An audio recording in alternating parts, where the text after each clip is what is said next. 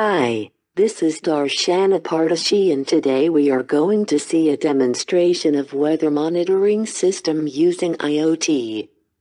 This project is designed with means of monitoring the weather conditions of your surrounding or locality. This system can be used to monitor the temperature and humidity of a particular room or place.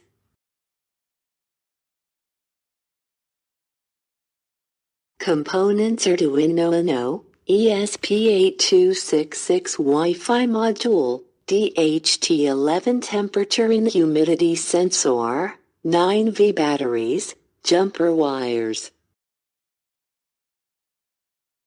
Demonstration and working module. First, we power up the Arduino Uno by 9-volt batteries. The Arduino boots and executes the code.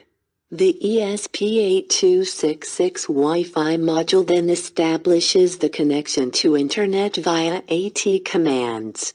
The DHT11 senses the humidity and temperature, and this data is then uploaded to ThinkSpeak and Arduino via ESP8266. ThinkSpeak is an open-source IoT application and API to store and retrieve data from things using HTTP protocol over Internet. Here it is used to store, view and retrieve the temperature and humidity status.